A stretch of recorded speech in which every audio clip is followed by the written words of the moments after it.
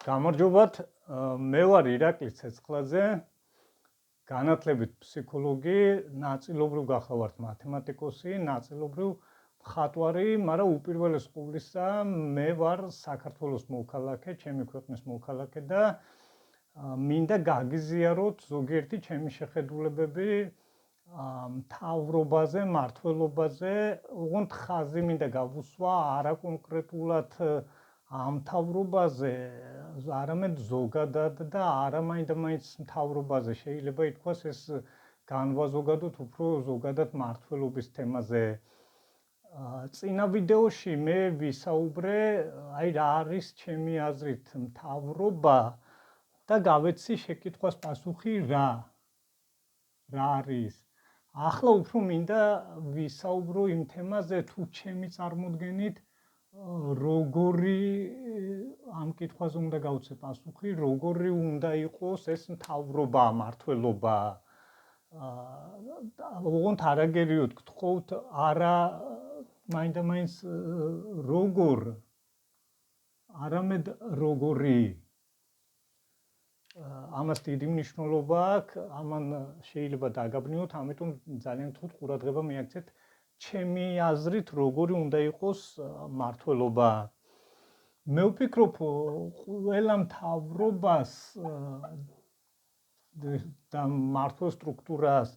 უნდა ახასიათებდეს ერთგვარი სამება, სამი ძირითადი თვისება. აი ის რაც რომ მას უნდა ქონდეს კეთილი მიზანი, ანუ სიყვარული, სიკეთე, რწმენა, ანუ ის რაც მასში შექმნის იმას, რომ მას უნდა სურდეს სიკეთე და ყველაფერი კეთილი იმისა, რის მმართველიც ის არის. მთავრობა ამ შემთხვევაში ქვეყნის სიკეთეზე უნდა ზრუნავდეს, ანუ კეთილსინდისიერება.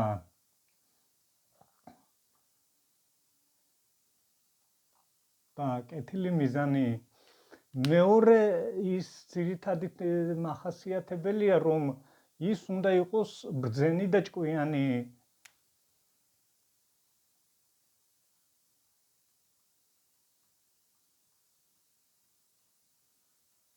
და მესამე უნდა იყოს ძლიერი.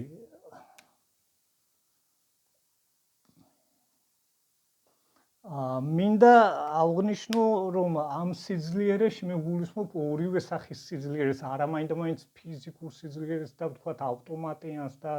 რაღაცა, თუმცა ესეც უნდა იყოს მასთან ერთად და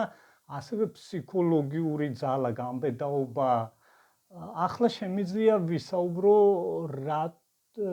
რა იქნება და რა მოხდება თუ ამას დაკარგავდა რომელიმე ერთ მათგანს მმართველი სტრუქტურა. აი მაგალითად თუ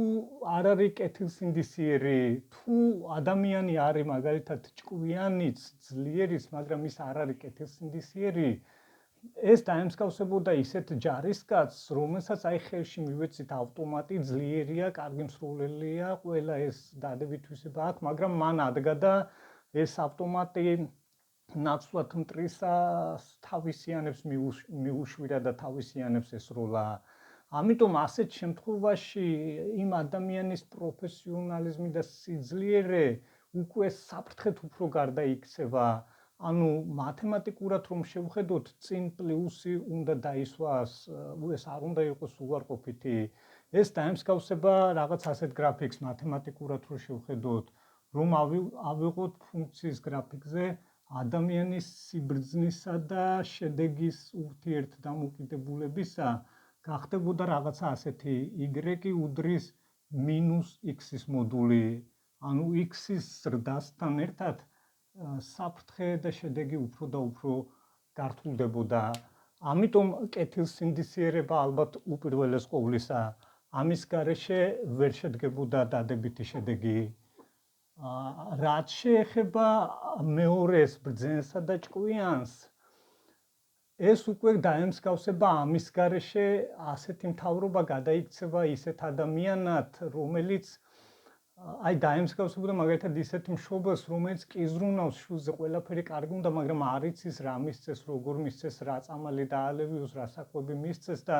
მიუხედავად მისი მზრუნველობისა ბავშვი მიიყვანოს უბედურებამდე ან ისეთ ჯარისკაცს რომელსაც მართალია მტერს დაუმიზნა მაგრამ მიზანში ვერც ერთი ვერ მოახვედრა და შედეგი ვერ მოიტანა ამიტომ მისი უჭკუობით და სიბრძნით იგი წავა სადღაც არა პროგრესისაკენ არამედ რეგრესისაკენ თუმცა ამ კეთილსინდისებიდან გამომდინარე სიბრძნე შეიძლება ვასესხოთ ასე ვთქვათ ადამიანს და თუ მან არის ის გარედან და გვერდიდან მივაწოდოთ რჩევა და არიგება რაღაცა ამიტომ კეთილსინდისიერებასთან კეთილსინდისიერებისგან განსხვავებით ალბათ ეს ამ შემთხვევაში უფრო ნაკლებად სახიფათოა ოღონდ ალბათ ის სიბრძნე მაინც უნდა გქონდეს ადამიანს რომ იცოდეს რომ მან არ იცის არ იტყვიან ასეთ რამეს რომ როცა ადამიანმა იცის რომ რაღაც არ იცის იმას უკვე რაღაცას ასწავლიო ეს მაინც უნდა გქონდეს ალბათ გათვითცნობიერებული ანუ სხვას რომ მოусმინოს და სხვისგან წაიღოს ჭკუა მისი სიბრძნე თუ ამაზეც ვერ მივიდა ანუ ეს გავს იცით როგორ ფუნქციის გრაფიკს ანუ ეს უნდა იყოს რაღაცა ზღვარი მისი ცოდნისა რომელიც უნდა გადალახოს მან თუ ამას გადაახტა ესე იგი უკვე შეიძლება მას მივანდოთ მაინც საქმე რადგან გვერდიდან შეიძლება დახმარება რაც შეეხება მესამე ნაწილს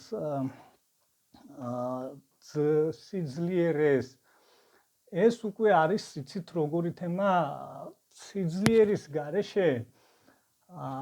არის აი სოციალური ურთიერთობები ძალიან მნიშვნელოვანი ადამიანის ცხოვრებაში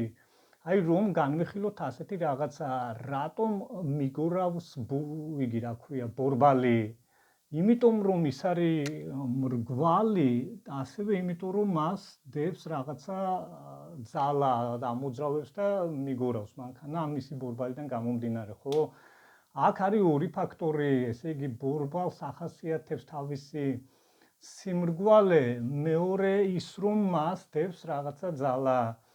ანუ არის სოციალური გარემო რომელიც ზემოქმედებს ადამიანზე და ხშირად ადამიანს აცვლებინებს თავის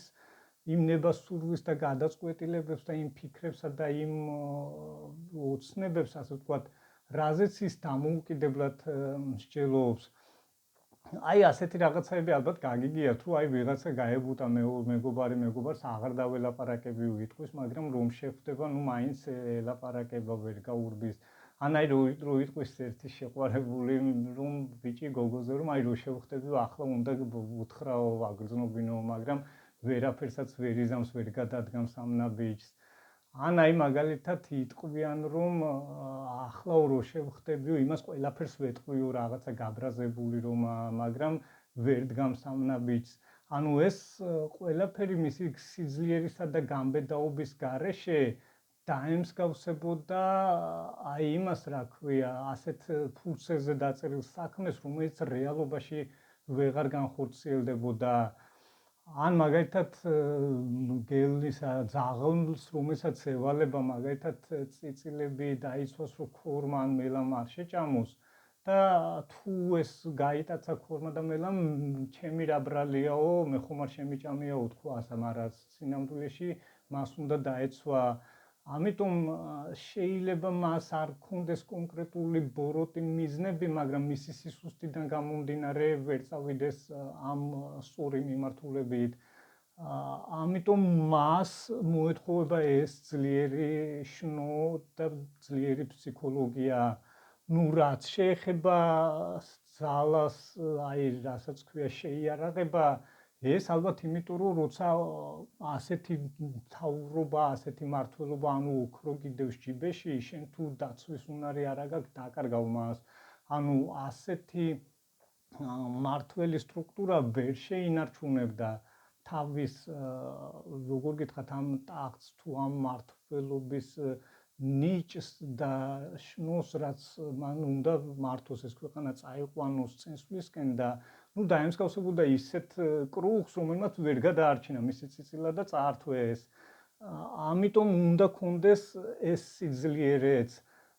ამიტომ პირადად მე როცა მოდის ვიღაცა ადამიანი გარკვეულ დაპირებებზე საუბრობს მის უნარზე და შესაძლებლობებზე, როცა გვესაუბრება რაღაც თავის ჭკუა გონებაზე და სიჭკვიანეზე, მაგრამ არ საუბრობს არაფერს აი ამ კეთილსინდისიერებაზე და სანდოობაზე და საერთოდ ზოგადად ამ სამებაზე, პირადად ის ჩემსგან უკვე